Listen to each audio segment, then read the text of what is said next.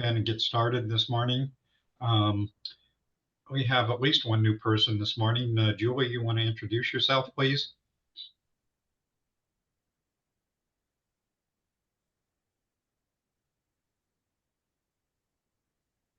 Sorry, I'm still trying to figure out Zoom. Hi, Okay. this is Julie. Julie Templeton. I am with Triad Net Solutions with Rory Conaway. And full disclosure, this is my second day, so I will be able to answer nothing. But I am going to absorb, and try and learn as much as I can. And I'm really excited about this. Thank you so much. Sounds great. Well, welcome, Julie. Thank you. Anybody else who's new this morning? Anybody else new this morning? Going once, going twice? Okay. Well, let's just jump into hopefully my presenter will be here this morning, PJ.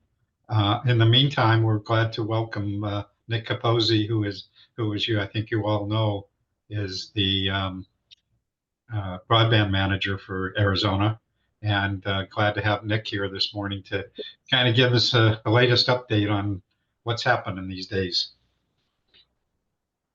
So, Nick, I'm going to stop sharing and turn it over to you. Great. Good morning, everyone. Nick Capozzi, State Broadband Director at the Arizona Commerce Authority. I'd like to say I have tons of updates for you, but I don't, but I'll kind of give you a little bit of a glimpse on where we're at right now with the BEAD program. So this would be day, let's say 50, I believe, of NTIA's 90-day window to approve final proposals. I think we're moving along pretty well in the process in Arizona. We're having healthy conversations with NTIA, and I think we're nearing that finish line. I don't know what their plans are, truthfully. I mean, from what I hear from different networks, is every state is at a different point in the 90 days. I don't know if they plan on triaging announcements for final proposal approvals or doing them all at once or what have you. But I can at least confidently say that Arizona is moving pretty well through NTIA and their leadership there. Steve, I'll just jump into non-deployment because I think that's a big topic. That was my next question for you. So go ahead. I'll save questions and just kind of jump into it. So, look, I mean, your guess is as good as mine. If one, we're going to be allowed to spend remaining dollars, and two, what that would be on. For context, in Arizona, we have just about $400 million that we spent under our total BEAD allocation. And that's primarily due to the private investment that we've seen from providers who've bid on BEAD. I mean, we have a 51% match. So it's still $1 billion program because we're investing about $500 million, and there's $500+ million in private capital going into the state. So certainly the volume will still be there in terms of projects hitting the ground running. My guess is if we can spend the remaining funds, it's going to be how NTIA wants us to, and they'll prescribe it, and it's going to be some type of competitive process with, I would say, pretty strict guidelines just based off of the temperature in DC right now and what NTIA's priorities are indicating. I've heard the phrase non-deployment deployment, which would kind of mean that, we could utilize these funds for additional infrastructure. I know the president has an AI action plan, which I think some of our initiatives in Arizona certainly align with. So, potentially something along those lines I could see. I just would not be surprised if, NTIA and the administration is utilizing this funding for different opportunities. I mean, the lawyers can weigh in on what that looks like. I'm not a lawyer myself, so I'm not sure exactly what their authority would be or how they could utilize that authority. But I don't have any updates, and my guess is we probably wouldn't know for months until every final proposal is approved or weighed in on before we have any indication on if or how we can spend them.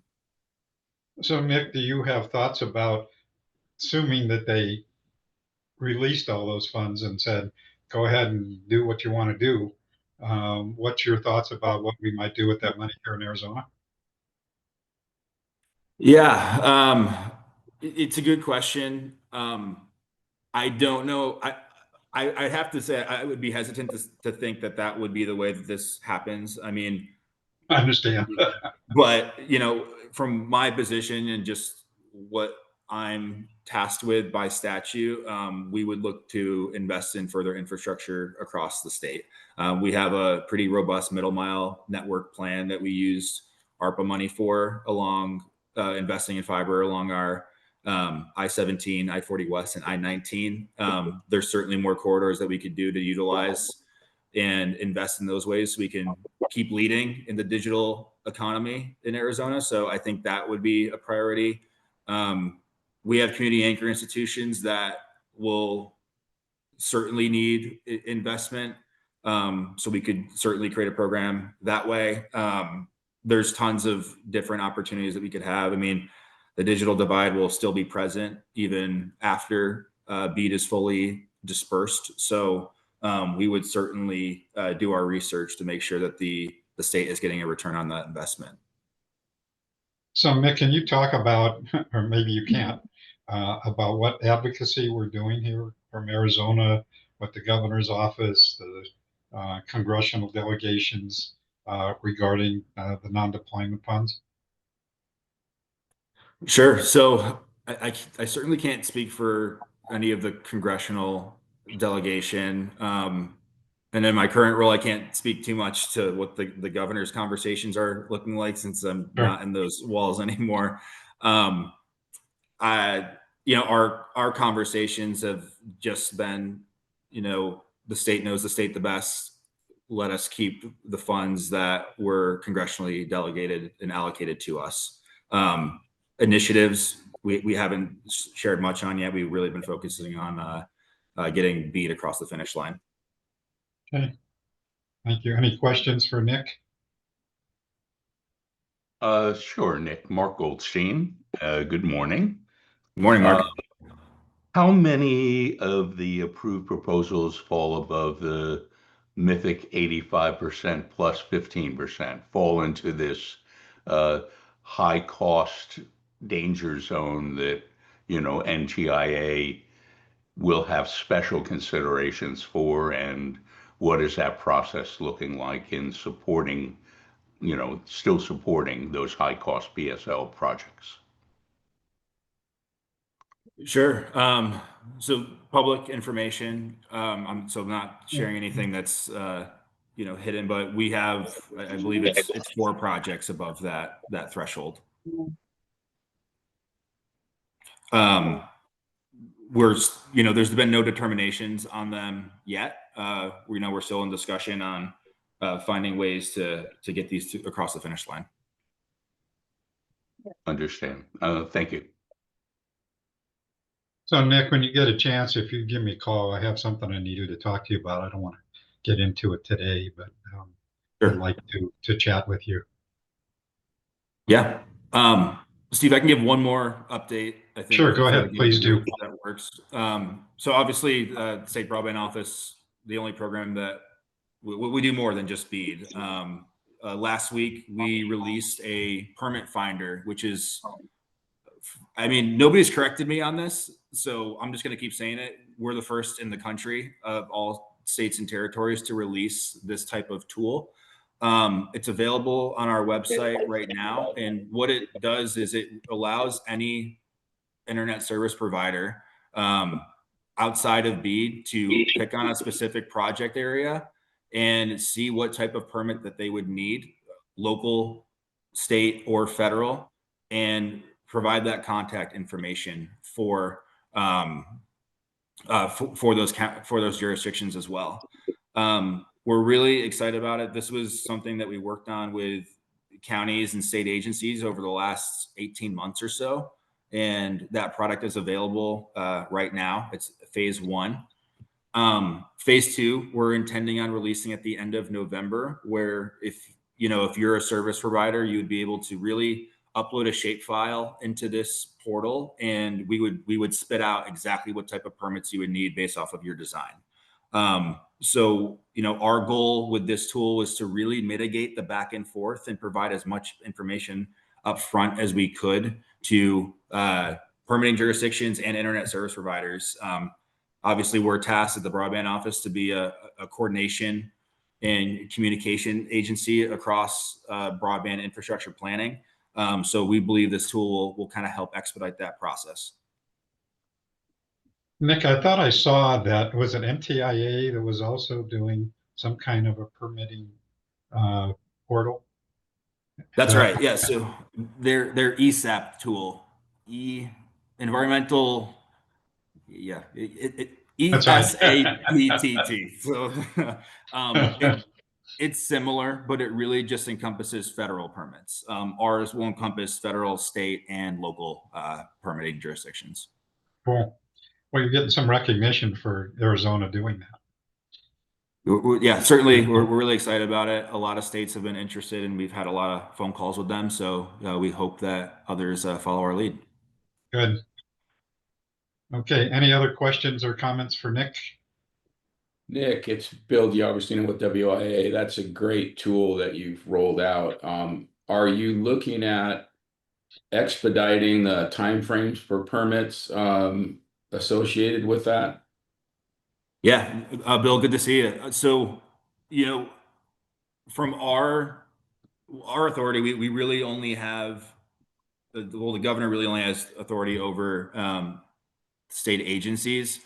We have been working behind the scenes with all of our state agencies, including our SHPO, to coordinate as well and really provide streamlined processing.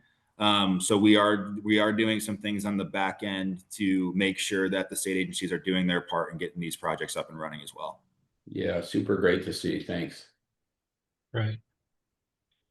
Well, Nick, thanks for hanging in there with all the craziness that's coming out of Washington. Yeah, absolutely. It's been a wild ride, hasn't it? It has. You never Putting it know exactly mildly. what to sign up for when you get into something. It's a bucky bronco, actually. Yeah. Pretty crazy. Well, hey, Nick, thanks for being here. Obviously, you're welcome to stay on if you can, and if you can't, Yeah. Absolutely. How's that for a statement?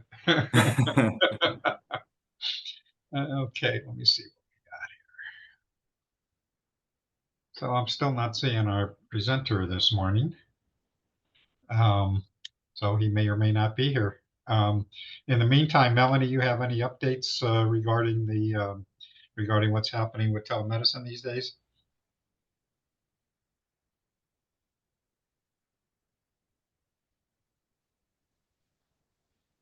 Melanie, are you there? Okay, well. Yeah, maybe sorry, I was she'll- just trying to Oh, there she is. find my microwave, my mute button, Okay. because I'm on the phone. Oh, okay. All So right, what do you was the have question? anything new or different to share with us today? Other than I'm out, of course, at the Arizona Library Association conference today. We had our council meeting a week ago, which is great. Dr. Finkelstein unfortunately had to he got called into a meeting with the president of the university, so I was able to help facilitate that on that day. We've got a lot of webinars coming up the rest of this month. And I'm working on my 2026 training and webinar schedule. So, look forward to that. We do still have our email blast list that people can sign up for to get those notifications when those are up and happening. So as I say all the time, that for those of you who don't know, that the Arizona telemedicine program is one of, if not the top telemedicine program in the country. And so they get great accolades for that. appreciate that, Steve. Thank you. Yeah. And so Melanie, do we need to wait until Dr. Finkelstein is available or if you're ready to have any, and you don't have to do it today, but any thoughts about, so what's new, different since he's taken over as director? Well, What the so plans are for next year? yeah, so we've been expanding. He brought a lot of research with him. So he's been working with a lot of the other university departments in Banner. There's a lot of tele going on within the university departments and tele ICU, and it's great. We're actually making a connection with all of them, and of course, my participation in this meeting and some of the other meetings and getting us back out to the community. Like I said, I got some big shoes to fill with Janet when she Yeah. retired. So I'm trying to, pick up where she had left off with all of our community outreach. Sure. So yeah, we're getting busier, and it's been really exciting. Cool. Well, I appreciate Melanie making the effort to be here and particularly this morning. As I Of commented, course. as I commented earlier, that I knew a number of our folks would not be here because of the conference today. So I appreciate you taking a few minutes to be here. I'm going to try to be for a it's an little bit on important Friday. it's an important group to be a part of. So yeah. Great. I I appreciate it. appreciate that. Lucy, you want to give us an update? What's happening?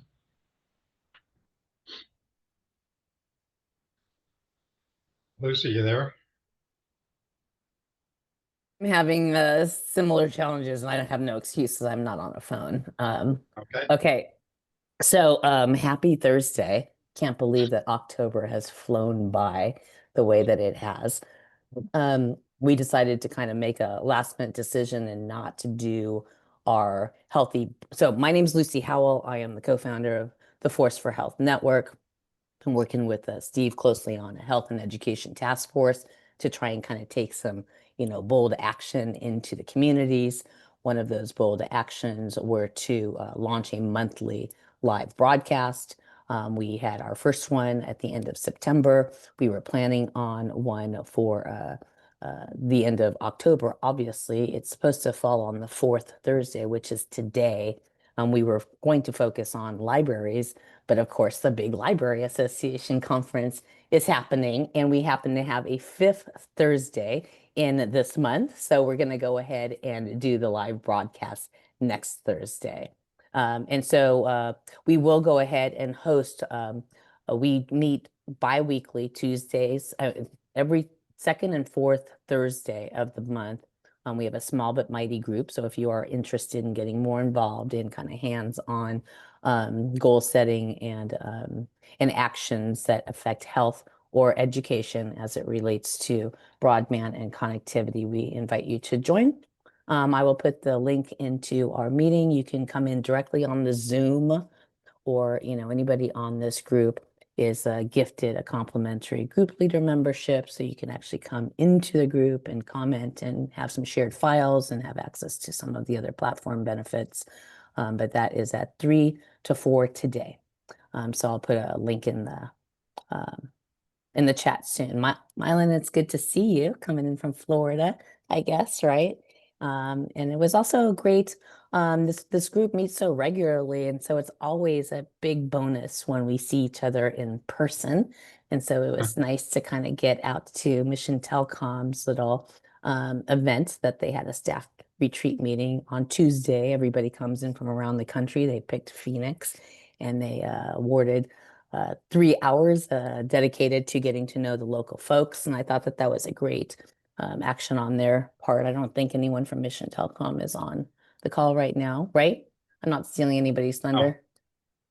Yeah, so there was a panel, and then they held a networking deal. So again, it was kind of cool to see everybody in person to just kind of keep this momentum going. So anybody Thanks, have any Lucy. questions? Hi, Lucy. Good seeing you. This is Yeah, good to Mylan. see you too. We Hey, need are to you? have you. I would love to have you featured. I always love to have retired folks because then there can be a little bit more bold as to what they can speak of the real issues and problems Well, are. I'm not retired. I work harder now than I ever Oh, have. okay, well, So okay, a former from Arizona. Okay. former state E-rate director, but yeah, I work a lot harder now than I did as a state E-rate director. That's Okay, even got it. possible. So I'll connect with you next week. Awesome. Are Yeah, you good going to to the see you. Shelby conference next week? I am not. I wish I Oh, was. Okay, so where is Shelby this year? it'll be in Washington, D.C. at the Oh, Marriott there. I wish. Darn it. Maybe next year. I'll be there with two of my consultants. So Okay. actually, yeah, two of my consultants will be there with me. So my whole team will be there. I feel like October is the month for everybody to make everything happen, you know? I know. I feel the same Crazy. way. Yeah. Yeah. Good seeing you. Likewise. Thanks, So, Chief. so I'm not seeing our presenter this morning, so I guess we're not going to hear from him today. But I want to pick up on a couple of things. First of all, this morning, as soon as this meeting's over, I need to head to Pima Community College. Pima now has a new partnership. Well, they've had partnerships for a long time, but they have a new initiative with with Arizona Homeland Security. The governor's going to be down here later this morning to talk about that new cybersecurity initiative. Pima College has been doing great stuff in cybersecurity for a long time. Unfortunately, they lost a lot of their staff because they were on a grant that's no longer in existence. But they've been doing really good stuff. So that's going to be happening. We can hear more about that. I'll arrange for them actually to come to a meeting and kind of give us an update on what that initiative looks like. The other thing which Lucy mentioned was the summit telecom meeting that happened just the other day, and that was great for me to attend. The panel, I have to say, was mostly people who attend these meetings pretty regularly, but they did a really good job. Um, but the one thing after the meeting, I had a good conversation with one of their folks, and we're going to have a regular get together to talk about a relationship with them. But one of the things that came to mind for me is that, as many of you know, that AZ Strut has been doing a great job in providing a low-cost internet solution, wireless internet solution. I think it's $30 a month plus just a $50 deposit, and that's it. No taxes, no nothing else, and so they've been doing a great job. And so I had conversation, and Summit is doing a similar kind of thing, and then Erin is now working with Human IT. I don't want to make announcements for her, but and they do some similar kinds of things. And so the conversation I had with Summit is that, and with I'm Jared, sorry, you mean Mission Telecom, Mission. not I'm Summit. sorry. Yes, I thank just you. wanted to there you Thank you go. for Yeah. thank you for clearing that up.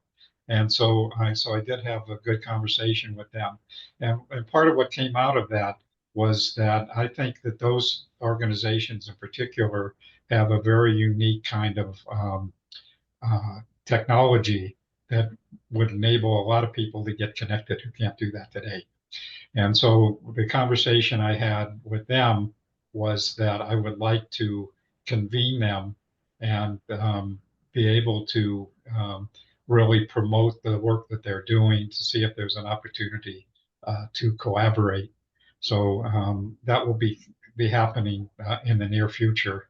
And related to that, that I just met well, she was the executive director of the Arizona Rural Schools Association, and she is now the executive director of the National Rural Schools Association.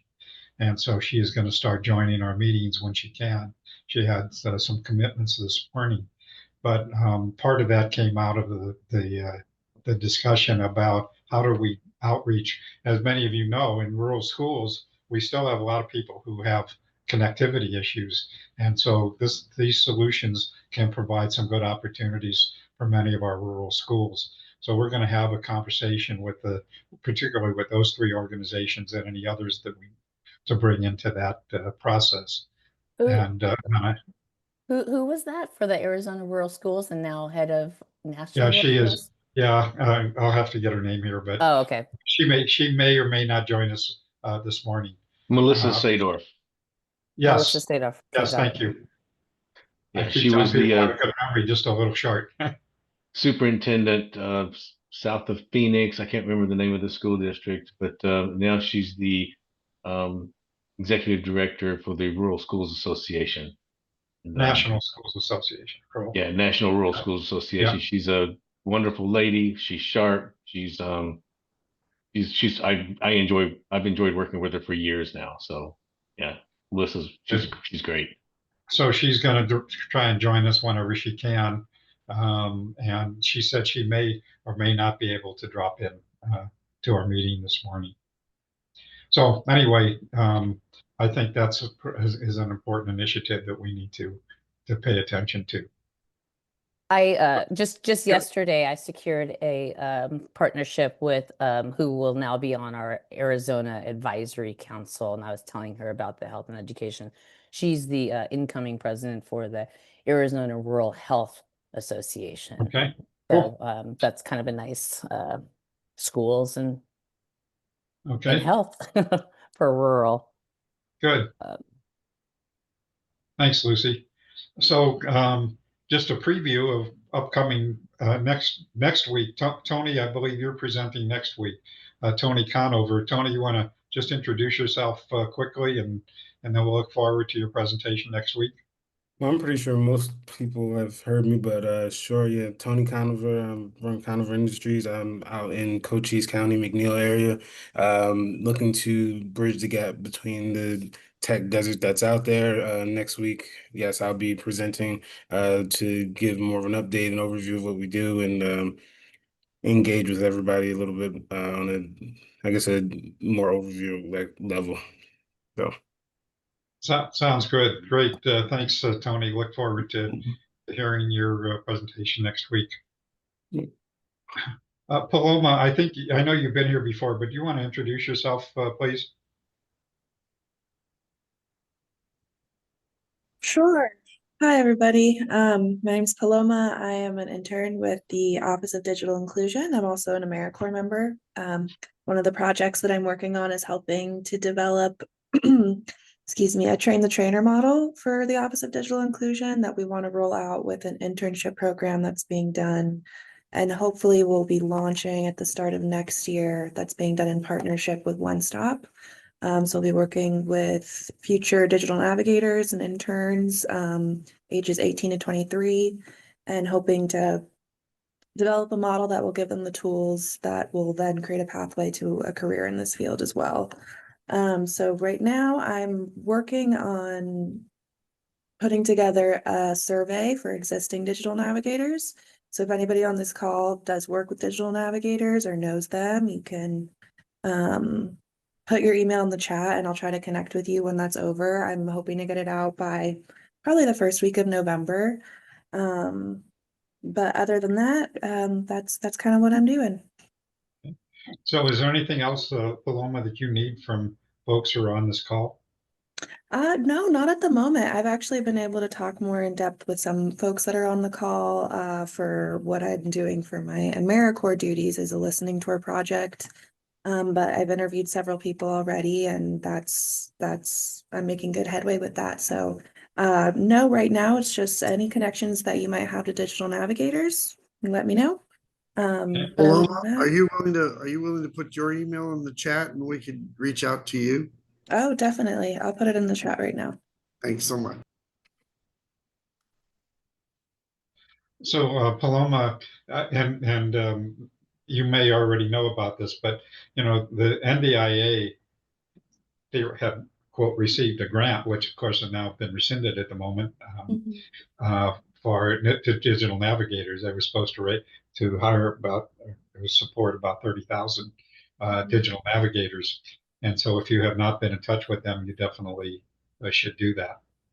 Yeah, I've been going through their wealth of resources. There's a lot of resources for train the trainer models. So we're not necessarily trying to reinvent the wheel, just like make it adaptable and unique enough for our community needs, I suppose. Okay. Thank you. So while I'm talking about NDIA, I shared in the newsletter that I just sent yesterday that NDIA has formed a partnership with, excuse me, with Connect Humanity, and they have formed a task force to look at alternative funding solutions for digital equity. And I did put the contact information if you want to join that group. They have a very impressive group of people who are participating. And like everybody, we're trying to figure out. So with all the issues or non-issues happening with federal government these days, how are we going to support digital inclusion programs, particularly on a sustainability basis? So it's not just currently how are we going to fund programs, but how are we going to have a sustainable strategy? So they have formed, I think, 4 task groups at this point in time. And you are welcome to participate in that group if you so choose. They're meeting once a month, and then they have people who have stepped up to lead those task groups. So Lucy, I don't know if you want to comment any more about that. I was just bummed because I was trying to join, and for some reason, I don't know, it just the okay. gods weren't with me. It said meeting hadn't started, so I can't comment other than that. But it Okay. sounds like a great idea. Yeah, it's a very exciting group, and it's an issue that we're going to have to wrestle with. And Nick, that's one of the issues that we need to chat about a little bit is so what's the strategy here, regardless whether we get non-deployment funds or not, of how we're going to address this issue on an ongoing basis. So, anybody else have any announcements or things that they want to talk about this morning? Actually, I'm sorry, Mylan, if I can put you on the spot, I don't know if there's anything new or different happening with USF and all that stuff. Steve, you can always put me on the spot. You're always willing to talk, huh? I'm always willing to talk. You're usually telling me to stop talking. We have to move on. So for Arizona, to date, they've issued $46.5 million worth of funding for this year. That's 2% of the national total, which is about normal for this time of year and nationwide. Any changes? There's not really any changes. They're working on the new eligible services list, which it hasn't changed. The FCC has ruled that the loaner hotspot program is dead, and the school bus Wi-Fi program is now dead, unfortunately. I haven't, had we not pushed so hard for the hotspot loaners, we probably could have kept the school bus Wi-Fi, which I believe was very helpful. But we tried to keep it all and we lost it all. So that's just kind of what we get for being greedy sometimes. So, but the FCC has ruled. But since the FCC ruled and Congress did not rule, it means that it can come back up in the future. So we'll see what happens later. But that's about it for E-rate. Okay. Anybody have anything else? Mallory, do you have anything? I know you kind of follow what's happening or not happening in Washington, as the case might be. Yeah, well, right now there's not a lot happening. Since the government shut down, everything's it's on hold, but it's not on hold. So, there's not a lot to report.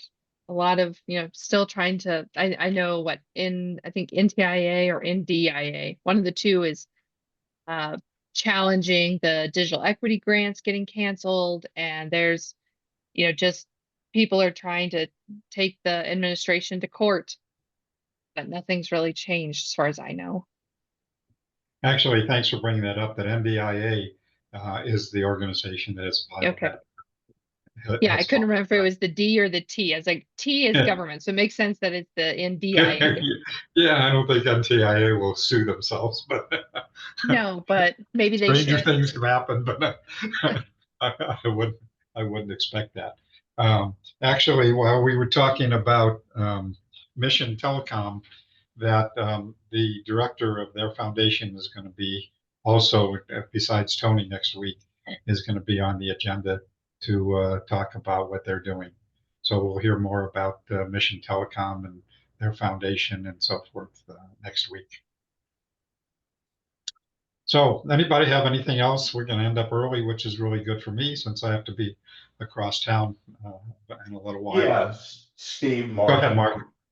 Mark Goldstein again. So there is Kirk Bush's company, Big Data Southwest, will be having, I think, their 5th annual National AI Data Center Summit on November 14th. There's a golf day charity for STEM the day before, but on the 14th out at the San Marcos Resort in Chandler. And I think for the 4th time, ATIC will be holding a broadband provider working group meeting. So that's an opportunity, both virtual and on site, for broadband providers or those tangential to those interests are welcome to come together and talk about ISP and telecom provider issues with each other. We'll have a few introductory speakers. That's 2 o'clock on Friday, the 14th. That's free to attend, either on site or virtual. If you do come on site, you can finish out with a couple of conference sessions that follow that 2 to 3:30 meeting and the reception. If you'd like to attend the whole conference, Kirk's provided a ATIC AZBSN discount code of 50% off the $495 rack rate for the event. So any of you can either choose to come to just the broadband provider session. If you're on site again, you can stay through the balance of the afternoon in the reception for free. And there's a special registration link on his site for that option, and a code again for the discount. So I'd like to thank him for hosting that once again. And Steve, I'd also ask that you start rolling that into your calendar for the next Yes, I will, Mark. few weeks to help Yeah. promote it. I'll be doing some outreach directly myself as well. Yeah, thanks, Mark. Thanks for reminding us about that. Okay, well, first of all, Nick, thank you very much for being here this morning. It's good to catch up with you. I know it's crazy times right now, so I appreciate you taking some time to Of course. join us. Yeah. Like I said, unfortunately, a lot of our regulars aren't here today because of the Library Association. So that is happening down here in Tucson, as a matter of fact, for the next couple of days. So we're pretty excited about that. Dario, you have anything to update us about? Yeah, just a quick mentioning of the new medicine school and the donation to ASU. So I can share the link. I had it ready for earlier. Here we go. Let me put it there. Lots of information coming out as we speak. And then I think it's a great opportunity for everybody. And very exciting. Of course, you know, the revolution in technology development in the last few years, and it's kind of changed, you know, what's possible with respect to health. And then this is going to be a school that is going to basically merge the two. And with this investment of 9-figure donation, it's going to be moving faster. So anyhow, I invite you to learn more about it. And if you have any questions, please feel free to write to me, and I'll connect you with the people who are working directly with this opportunity. Okay, thanks, Dario. Okay, any other announcements? Rory, you got anything you want to update us on? No, nothing new. You've met Julie, so she's our first person to come on board as we're expanding it out. But Triad Net Solutions. But no, I just came back from a conference in Vegas for several days on the wireless industry. But most of it, ironically, was based on AI, which is how fast it's moving in many industries. A lot of companies have been doing this for now 6 months to a year. So it's going to be amazing. It's going to be pretty interesting. If anybody here has Samsung phones and have talked to Samsung directly, I had a phone claim on my watch. The AI unit that they're using was completely emotional, and it literally took me 30 seconds before I realized I was actually listening to a computer and not a human. So it's getting that good. And the efficiency level of it was amazing. And it even went off script when I asked it a different question. and directly answered the question that I asked. And so, I don't know, it's the deep fake level Scary, isn't it? is still here. Pardon? Scary, isn't it? It is going to be the reality. So, but but it'll improve efficiency, and that's half the battle. Then we'll see how it molds into the rest of society in the near future. Well, there's all kinds of planning groups, advisory groups, AI groups. The governor has a group. Feds are creating a group. There's all kinds of different folks who are trying to figure this all out and understand what the implications are, what kinds of guardrails we need, and all that kind of stuff.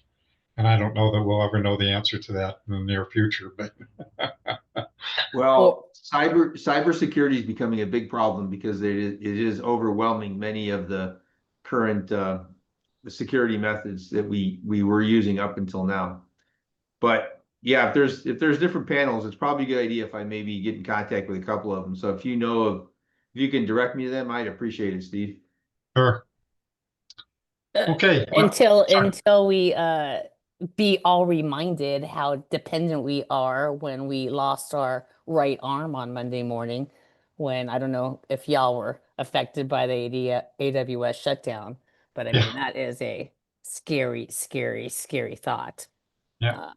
Well, ironically, the computer power necessary to run smaller AI engines, in fact, even back as much as ChatGPT 3.0, can now be run on a computer at a cost level of $4,000 or less. NVIDIA announced that a few days ago. So it's going to continue to get smaller and smaller over the next, or the requirements won't be AWS. You can literally run them in your living room. We are actually setting up an AI computer now, so, and it's not that expensive.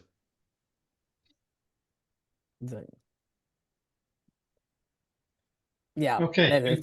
That's the AI portion of it, but it's just like the connectivity of civilization with banking and food and transactions and everything else. It's just like it was a big reminder, like, holy cow. Well, so one thing that did come out since you mentioned that, Lucy, that if anybody is using Signal, when AWS went down, Signal went down. And for the first time, people realized that Signal was actually running through Amazon, which if it's running through Amazon, they're poking their nose into it.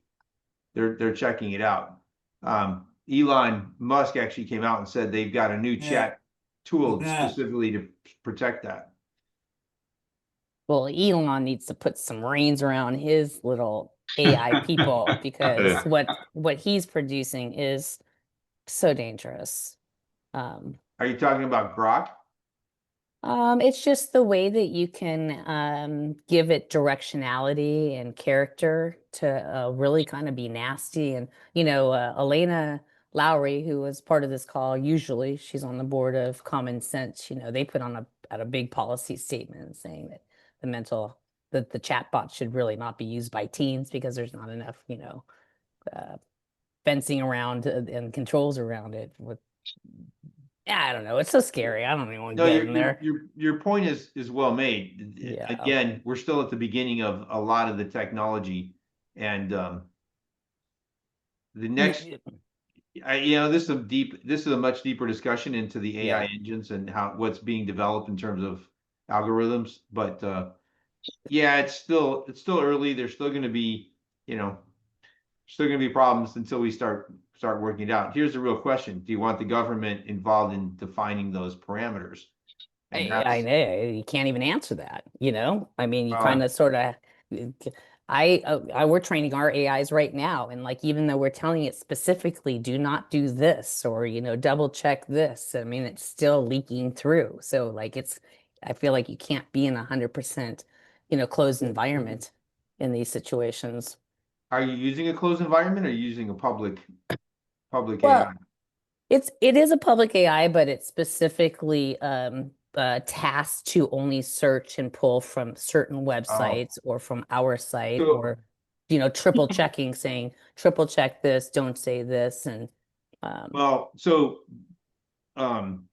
you can create your own environment for that. I don't know what you guys are doing, so I can't say that. But Yeah, like, it's interesting. we're working on is our own. Ours is I would call it firewall. Ours is walled in so that all of our data stays private on actually local servers, and Yeah, the AI is okay. only used as a portion. This goes down to your developers. We have Yeah. a couple of pretty good people that have, Amazon level, Google level experience, and so from their R&D departments. That's So, awesome. I should talk to you offline, see if I should go do a plan B, get off of AWS. all right, sorry. Okay, sorry. You need to hijack Thanks, that. guys. So one thing I've said many times is that every time there's a new technology, it raises a whole lot of social, economic, and issues that we just never anticipated and don't know what to do with. AI, I think, is probably different. But I mean, if you look historically, when computers came out, everybody's gonna lose their jobs and et cetera, et cetera. And somehow we work through that. Now AI is different, and who knows what the implications are going to be at this point in time. Everybody's trying to figure it out right now. But it's but that's what happens every time we have new technology. Well, this one's a game changer, especially if we get to the point of it's self-aware. Yeah. Then we'll see what happens. Yeah. Okay. Anybody have anything else that they want to share before we end for today? This is Melanie here. Just AI. Can you hear me, Larry? Is that You're breaking up, Melanie.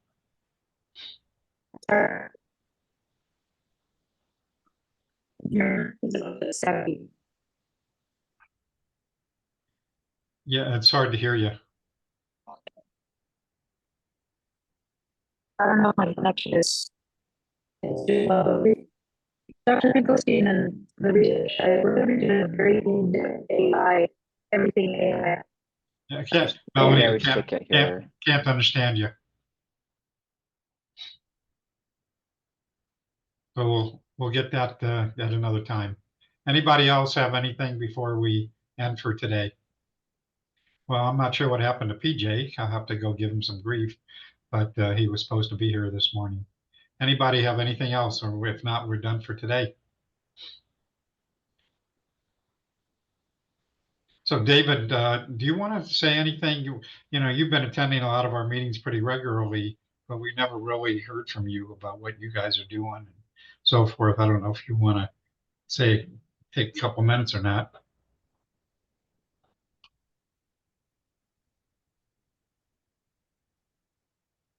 David, are you there? Okay. Well, if not, folks, I think we are done for today. Thank you all. Thanks for being here. And we'll see you next week. Fantastic. Thanks again. Thank you. Okay. Thank you. Bye now.